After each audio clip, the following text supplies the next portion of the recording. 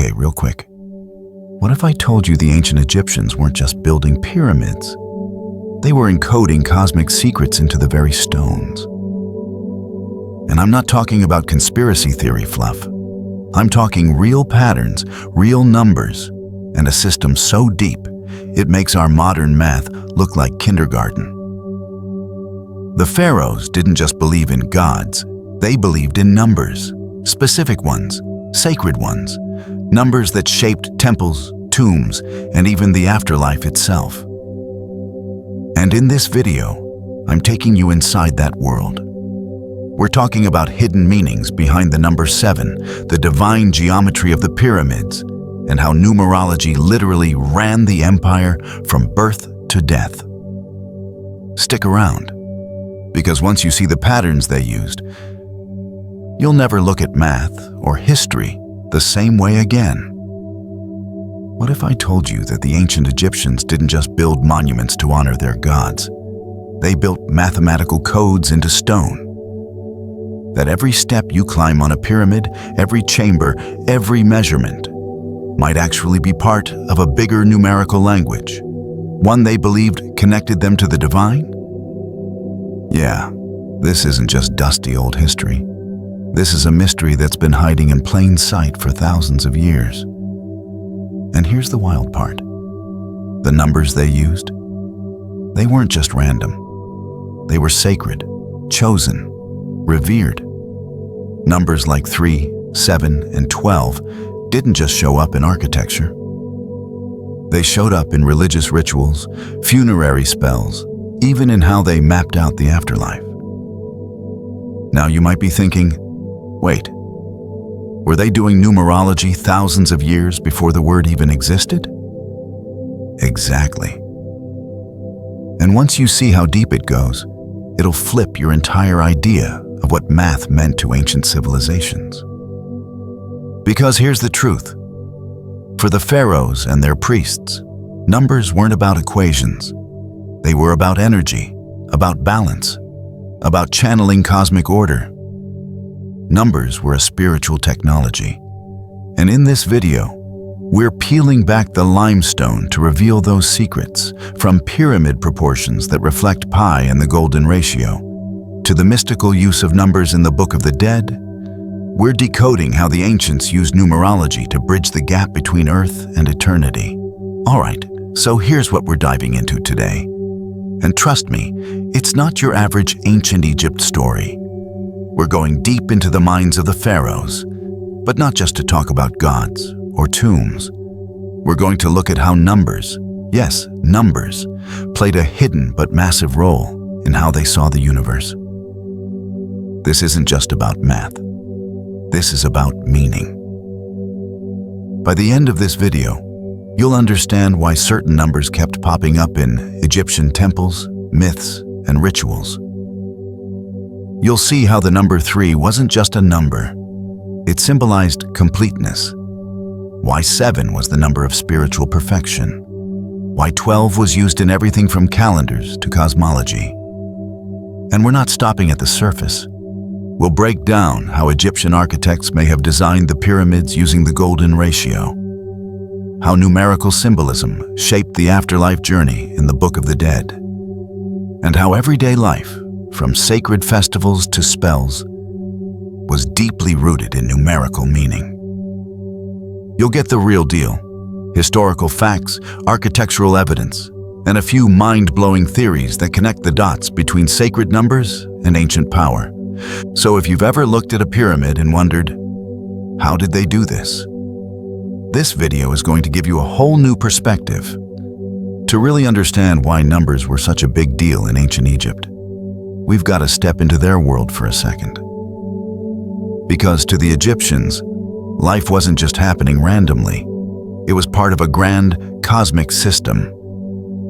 Everything had its place in this perfect divine order they called Ma'at. Ma'at wasn't just a concept. It was a way of life. It meant truth, balance, harmony. It was the force that kept the universe from falling into chaos. And here's where it gets interesting. To maintain Ma'at, They didn't just rely on rituals and offerings. They relied on structure, on precision, on numbers. Imagine walking through the Grand Temple at Karnak. The columns aren't placed just for aesthetics. They align with solar cycles. The entire temple layout corresponds with astronomical movements and sacred geometry. These weren't just design choices. They were mathematical reflections of the cosmos. The Pharaoh wasn't just a ruler. He was considered the human embodiment of divine balance. His job? Maintain Ma'at on Earth. And that meant surrounding himself with symbols of order, calculated, measured, and deeply intentional. Even myths reflected this obsession with cosmic design. The creation myth, for example, tells of how the universe emerged from the watery chaos, none, and order was established through precise acts, spoken words, measured steps, the very rhythm of creation. And each of those acts tied to specific numbers. So when you start seeing the same numbers show up over and over, in tombs, temples, sacred texts, it's not a coincidence. It's a clue, a signal that the Egyptians weren't just building a civilization. They were building a mirror of the universe. And numbers? That was their language. All right, let's get into the real magic, the sacred numbers. These weren't just digits to the Egyptians. They were spiritual forces. Each number had meaning, purpose, and showed up again and again in their myths, temples, rituals, you name it. These weren't coincidences. They were blueprints of divine truth. Let's start with 3. In Egyptian symbolism, 3 was the number of completeness. You'll see this in their mythology constantly. Osiris, Isis, and Horus formed the divine family triad. Even creation myths used groups of 3 to describe how the world came into being. The idea was, once something had 3 parts, it was whole, balanced, stable. Think about a triangle, the most stable geometric shape. That's not an accident. Then there's 4. This one's all about foundation and order. You had the 4 cardinal directions, the 4 sons of Horus, who protected the internal organs of the deceased, and even 4 canopic jars used during mummification. In their worldview, 4 anchored things to the physical world. It represented structure and protection. Now, 7. This is where it gets mystical. 7 was considered the number of spiritual perfection and divine completion. In the Book of the Dead, a soul must pass through 7 gates in the Underworld before reaching the afterlife. Even many healing rituals or purification rites were done in sets of 7. This number was almost like a password to the divine. It had to be earned, passed through, survived. 9 often showed up too. It symbolized multiplicity and the full expression of something, especially divine principles. The Ennead of Heliopolis, 9 gods including Atum, Shu, Tefnut, Geb, Nut, Osiris, Isis, Set, and Nephthys, was one of the earliest and most powerful pantheons. 9 was like the completion of a spiritual cycle. And of course, 12. This one had cosmic implications. 12 months in their calendar, 12 divisions of the underworld, 12 hours of day and 12 of night in the Egyptian clock. The number 12 represented cosmic order and completeness, a circle of time perfectly balanced. Here's something cool. These numbers didn't just appear in beliefs. They were baked into the architecture. Temples would have 12 columns, staircases with 7 steps, tombs laid out with 4 chambers. This wasn't decoration, it was encoding. They were building their spirituality into stone. So when we look at these numbers now, we're not just seeing math, we're seeing meaning. A secret code that ran through their religion, their government, their afterlife, everything. Now, here's where things get next level. Because the Egyptians didn't just worship numbers, they built with them. Literally, their temples, tombs, and pyramids weren't just impressive feats of engineering. They were physical manifestations of numerology. Every angle, every measurement, every placement had a deeper, symbolic purpose. Let's start with the Great Pyramid of Giza, the crown jewel of ancient architecture. At first glance, it's just a massive triangle of stone. But when you start breaking down the numbers, it gets eerie. The height of the Great Pyramid is approximately 146.6 meters, and each base side is about 230.4 meters. Now watch this. If you take the perimeter of the base and divide it by twice the height, you get something shockingly close to pi. That's right, pp, the ratio of a circle's circumference to its diameter, hidden in a giant stone square. And there's more. Many scholars believe the golden ratio, phi, also appears in the pyramid's geometry. If you divide the length of the slanted edge, the apothem, by half the base length, you get a number close to 1.618, the golden ratio, often called nature's perfect proportion. This ratio shows up in spiral galaxies, seashells, and human faces, and apparently, Egyptian pyramids. Now, was this just a coincidence? Could be. But in a culture obsessed with balance, harmony, and divine proportion, it's hard to believe they didn't know exactly what they were doing. And it wasn't just the pyramids. The Temple of Luxor has proportions that reflect astronomical alignments, possibly even planetary orbits. Temples were aligned to the sunrise on the solstice or the rising of Sirius, the star associated with the goddess Isis and the annual flooding of the Nile, a cosmic event that meant life or death for the civilization. Even simpler structures, like tombs and shrines, followed numeric patterns. Some were built with 7 inner chambers, representing the soul's journey. Others had 12 columns, symbolizing the 12 divisions of night in the underworld. They weren't just building shelters or shrines. They were building ritual spaces, aligned to the stars, filled with sacred numbers, and designed to echo the architecture of the cosmos itself. Think of it this way. Walking into an Egyptian temple wasn't just stepping into a building. It was stepping into a numerical prayer, a coded message to the universe that said, "We understand the divine order. We are part of it." That's not architecture.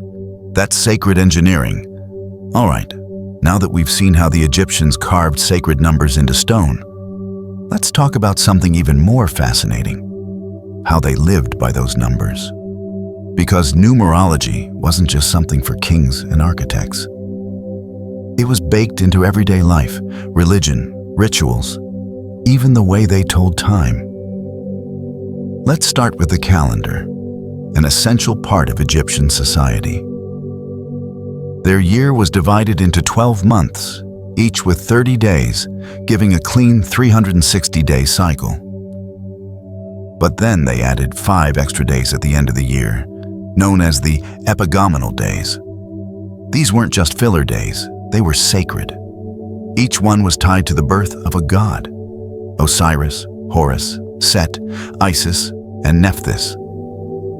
So, even their calendar had mythological significance tied to numerical structure. The daily routine of a temple priest was also governed by numbers. Imagine this. A priest at the Temple of Karnak would perform ritual purifications 4 times a day: morning, noon, sunset, and midnight. That number again, 4, representing balance, the 4 cardinal directions, the foundational elements of Earth. And these weren't quick rinses. Each purification involved reciting specific incantations, many of which were structured around sacred numbers. often repeating phrases 3 or 7 times, depending on the ritual. Even spells and prayers in religious texts were numerically coded. Take the Book of the Dead, for example. It's filled with formulas that had to be spoken a set number of times to activate their power. Not randomly, but deliberately. Repeating a spell 7 times wasn't just tradition. It was believed to unlock its full spiritual energy. And it didn't stop there. Amulets were inscribed with magical formulas and numbers. The Eye of Horus itself, one of the most iconic Egyptian symbols, was mathematically broken into 6 parts, each representing a fraction that, together, made a whole. It symbolized restoration, wholeness, and healing, all tied to a numeric system. Even festivals were based on numerical cycles. The Wepet Renpe, Egyptian New Year, wasn't just a celebration. It was timed to the heliacal rising of Sirius, which the Egyptians had calculated to occur every 365.25 days. A number so accurate, it would rival any ancient civilization's astronomy. In short, numbers weren't abstract to them. They were functional, mystical, and omnipresent. Whether you were a pharaoh performing sacred rites or a farmer watching the flood cycle of the Nile, your world was ruled by numbers. And these numbers weren't just used. They were believed in. They had energy, power, purpose. For the Egyptians, living in alignment with sacred numbers wasn't superstition. It was a way to stay in tune with the universe. Now, if there's one place the ancient Egyptians really went all in with numbers, it was the afterlife. Death wasn't the end. It was a journey, a complex, mystical voyage through realms, trials, and divine judgments. And every step of that journey, guided by numerology. Let's start with one of the most famous texts in Egyptian religion, the Book of the Dead. This wasn't a book in the traditional sense. It was a collection of spells, prayers, and rituals designed to help the soul navigate the afterlife. And it's filled with specific numbers, not symbolic fluff, functional numerology. Think of it like a spiritual cheat code for getting to the next level of existence. One of the most striking examples? The soul's passage through 7 gates. These weren't random barriers. They represented layers of purification, moral tests, and alignment with Ma'at, the cosmic order. 7 wasn't just a nice round number. It was considered the number of spiritual completeness.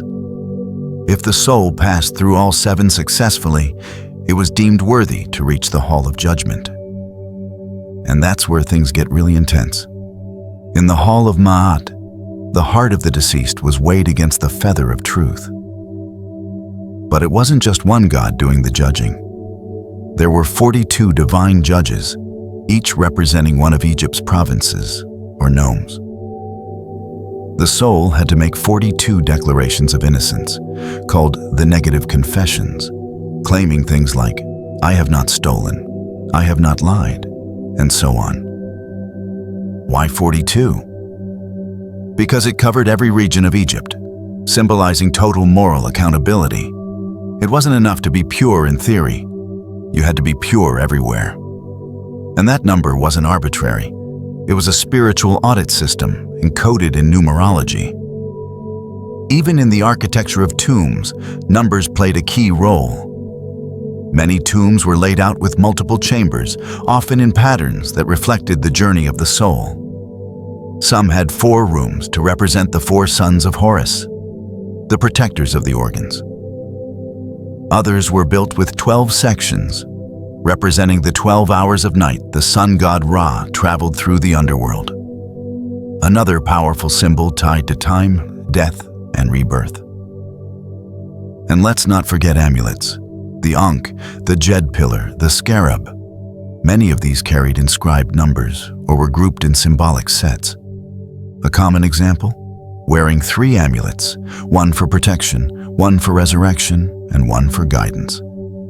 In Egyptian belief, The afterlife wasn't guaranteed. It was earned. And numbers were your spiritual GPS. If you knew the right spells, performed the right rites, and aligned yourself with the right numbers, you could make it. You could achieve immortality. So when we talk about numerology in ancient Egypt, it's not just theory. It was the literal difference between eternal life and being devoured by Amit, the soul-eating demon of judgment. Yeah, numbers mattered that much. Today, thousands of years later, we're still trying to decode what the Egyptians knew. And honestly, it's led to some pretty wild theories. Modern researchers, numerologists, and even a few alternative historians believe that the ancient Egyptians were onto something far deeper than just religious symbolism. One of the most popular ideas floating around? That the pyramids weren't just tombs, they were mathematical machines. Some theorists claim the Great Pyramid of Giza is a kind of energy generator, aligned so precisely with true north and designed with such exact proportions that it must have served some greater, possibly technological function. They point to the use of sacred geometry and its connection to Earth's geophysical constants. Like how the pyramid's dimensions seem to encode the speed of light when measured in meters. Now, mainstream Egyptologists tend to roll their eyes at this, and understandably so. There's no concrete evidence the Egyptians were working with modern physics or energy grids. But here's the thing. Even if some of these claims stretch the facts, they're rooted in a real truth.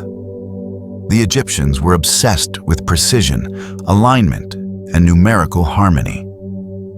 Modern numerologists have also jumped in, interpreting Egyptian number systems through a mystical lens. They suggest that sacred numbers like 3, 7, and 12 weren't just culturally significant. They were part of a universal language, possibly shared across ancient civilizations. They draw parallels between Egyptian numerology and similar numeric codes in the Mayan calendar, Vedic math, and even the Bible. And then there's the fringe of the fringe. Ideas that the Egyptians were either inheritors of lost Atlantean knowledge or were influenced by extraterrestrial intelligence. Wild? Yes. But these theories are incredibly popular in pop culture because they tap into one key question. How did the Egyptians get so advanced, so early? While science doesn't back up aliens or Atlantis, it does acknowledge that the Egyptians were using astronomical observations, solar tracking, and even sound resonance in ways we're still working to fully understand. Their math wasn't modern, but it was brilliantly functional, deeply spiritual, and entirely their own. So whether you lean more toward hard archaeology or cosmic speculation, one thing's clear. The numbers weren't random. The architecture, the rituals, the stories, they all point to a civilization that saw numerical harmony as the blueprint of existence.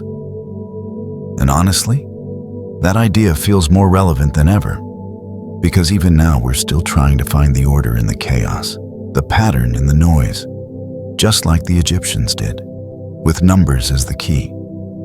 So after all this, what does it mean? Well, here's the big takeaway. The ancient Egyptians weren't just building temples and pyramids. They were building a worldview, a reality where numbers weren't just quantities.